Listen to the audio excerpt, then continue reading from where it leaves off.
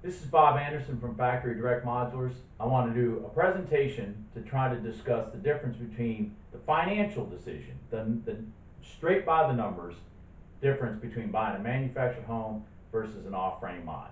I want to stick strictly by the numbers. Let's not even get into the product. Let's not even get into the quality. Let's not even get into any of that. Let's just do strictly by the numbers. And I'm going to give you a little background on me. I've got a CPA license. I worked for one of the largest accounting firms in the world in my early 20s. I handled transactions worth billions of dollars between the United States, Russia, China, whatnot. And I worked for the largest accounting firm in the world. I was promoted early in every position I had, and I ended up leaving there and going to graduate school and getting a degree at one of the top universities in the world. And I actually graduated tops in my class. Go Irish. Good win over Clemson last night. But anyways, besides that, so I'm sitting here with a lot of experience on this exact topic because I've been in this industry from 25 years since then. So I had that knowledge and that education before. I brought it into this industry. Here we are 25 years later. So let me lay this knowledge onto you, the consumer. Because I'm here really just to present something to you so that you, as middle class America, can help hopefully make some decisions that are in the best interest of you and your family. Forget buying a house from me. First off, let's talk about lending. There are lenders that won't even loan money on manufactured homes. There's a reason. It's not the consumer, it's the product. Okay? It's the actual product. We'll get to that a little later, why they make that decision. So first off, if the person that you're trying to buy your manufactured home from, your retailer, is nice enough to allow you to use a third-party lender that is not directly affiliated with them, you will find from my discussions with those lenders that I know, national lenders, that you'll find minimum the interest rate is 0.5% higher for a manufactured home versus an off-frame. Minimum 0.5%. I'm going to use conservative numbers when I do this scenario, by the way. So let's say minimum 0.5%. If that retailer makes you use a captive lender that they have, it'll be more than 0.5%, just so you'll know. I'm not going to mention that retailer. They start with a C, but you can go from there. So take 0.5%, do a $200,000 loan, 4% rate. The payment would be $955, principal and interest. 3.5%, it would be $898. The difference being $57. Over 30 years, that's $20,520. I know my chicken scratch is hard to read, so I'm gonna lay it out there as loud as I can so you can hear it also. Write them down. Anyways, because my chicken scratch is bad, I get it. I should have been a doctor. Anyways, so you're looking at just principal and interest, $20,000, $20,520 more. If you're fortunate enough to be using a third-party lender that's not affiliated directly with the retailer. So that's your best case scenario. Okay, that's your best case scenario. Now let's go to the next part. Again, if you're fortunate to use homeowners insurance companies that are not directly affiliated with your retailer, you will find that modulars run about $50 a month versus manufactured homes more like around $100 a month. You might get an initial teaser rate on the modular home, but it'll ease its way up. Matter of fact, I have a consumer that's literally wanting me to build her a modular home next year, purely by the fact that she's had her manufactured home for 20 years, and her homeowner's insurance has gotten to a point where she literally, her words are, I can't even afford it, because it doesn't make sense. And that's because as the home gets older, it's less and less insurable. Again, but I'm going to talk right out of the gate. So if the difference is $50, at best case scenario for the life of the 30 years, then you're looking at $18,000 in decreased in payments of just insurance. Now, if you're using your retailer's captive insurance company, oh, it will be worse. But that's a different story. Again, starts with a C. By the way, when you have a $50 difference in your homeowner's insurance, that's also a reduction of your buying power because the lender uses your debt ratio to determine how much you can buy. So the reduction in your buying power could be like another $15,000 or so just by having $50 a month more in homeowners insurance. But again, let's stick to this.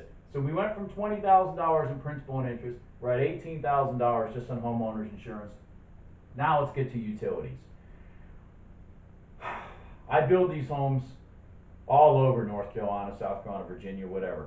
And what I have found from consumers that are living in manufactured homes that buy my modular homes with 2x6 sidewalls, 150% insulation above and beyond site built, they call me back and literally from Hendersonville, North Carolina, all the way over to Edenton, North Carolina, all the way down to Columbia, South Carolina, and all the way up into northern Orange County, Orange, Virginia. I find that it's minimum $150 a month less than utilities. Because you're talking about the insulation factor, your heating and air is running less, your hot water heater is having to work less and whatnot. So you're talking about $54,000 over 30 years. So you're talking between these three elements that are direct payments out of your pocket, $92,500. So let's just use quick scenario for you. If you make $50,000 a year, your government steals $15,000 of it, let's just be honest. And once they're done stealing $15,000 of your work, of your labor, you're left with $35,000. It takes you almost 3 years just of your labor after paying your government just to make up that difference. So you're working 3 years longer to own that manufactured home than say an off-frame mod. Okay? Now, let's get to the hidden dirty secret. Okay? Here's the hidden dirty secret. There is in existence, go look it up, it's on the internet, NADAguidelines.com/manufactured-homes. Do you want to know what that is? That used to be, back when I first got in the industry, a book about this thick that listed every manufacturer from Champion, Cavco, Fleetwood, Clayton, Oakwood, all of them. It used to list all their homes, Dynasty, whatnot. And you could go in by region and location and whatnot and take that home, take that age, and then run it through then they had a little conversion chart, and it would tell you the value of that home. Why do you think it did that? Because it was a depreciable asset. The house depreciates. The house loses value. That's the reason this exists. This does not exist for off-frame modulars. You can't find an NADAguidelines.com/modular-home-homes. You can't, because it doesn't exist. But it does exist right there on the internet.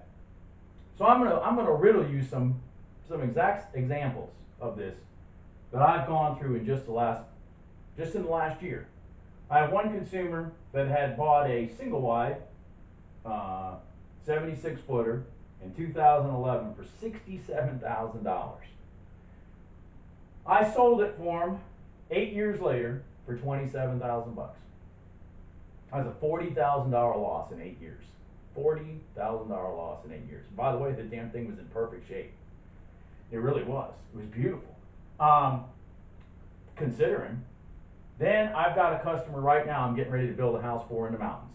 Okay? I'm literally was there at his property on Friday. He has a 1987 double wide sitting on his property. You know what he sold it for? $0.00. And I'm replacing it with an off-frame modular. $0.00. So I can't even do that depreciable rate. Anyways, then I'm going to use my own manufactured home that I own that was built in 1999. It's a Clayton, 1,624 square feet, 3 bedrooms, 2 baths, 2 living rooms. Kind of an open concept. It's not a bad floor plan. It's not a bad house. All brick foundation, brick steps, on a little over an acre of land, central North Carolina. It originally cost $120,000. I didn't buy it original. I bought it when it foreclosed. But anyways, then I put about $15,000 into it, remodeling it. Today, if I'm fortunate, I can sell it for 70 grand. So 20 years later, if I'm fortunate, I can sell that house for 70 grand, which is a depreciation of 42%. I'm going to use this one as my scenario here, even though I showed you two examples above that are actually worse. Okay, so I'm going to use the best case scenario of the three examples I've got going on right now. And I'm going to use the best case scenario to run these numbers. Again, I didn't want to skew them to make you feel like, oh, well, he's just making this stuff up. So anyways, here you are. So today, if you buy a manufactured home for $200,000, 20 years later, using my best case scenario, it's worth 42% less, which is an $84,000 loss. That doesn't include these higher payments and all that stuff. That's just the house. Okay? Now, let's do the off-frame modular, which is not restricted by lenders, which is not treated differently than a site-built house. And the reason that is because it doesn't have an existing NADA guideline, because it's not a depreciable asset. It's a real property, which is another whole legal thing we could get into later. I can do these videos I can do series of them. But anyways, so if you buy a modular home for $200,000, let's quickly sit here and talk about inflation. Now, we all know the government lies about inflation. They lie about everything, so why would they not lie about inflation? And there's a reason they lie about inflation, but I don't want to get into that right now. But anyways, so let's assume that inflation was only 1%. Go 20 years ago and look at a Ford F-150 pickup truck. Look at what it cost to buy a brand new F-150 pickup truck 20 years ago, and look at what it costs to buy one today. There's not a 1% inflation rate. But let's just take that scenario. 1% inflation, your house 20 years later is worth $244,000. $44,000 increase just from inflation. If it's 2%, it's $297,000 plus $97,000 from your $200,000 buy price. If it's 3%, it's $361,000 or $161,000 more just from the inflation. Okay? The variable between a negative $84,000 on your manufactured home from 20 years ago to your increased values of your inflatable asset is $84,000 and $44,000. The difference is $128,000 in the positive if you own the off-frame mod versus the manufactured home. All the way over to your 3% rate. By the way, go ahead and do your F-150 pickup truck test before you buy my scenario here. $245,000. Okay?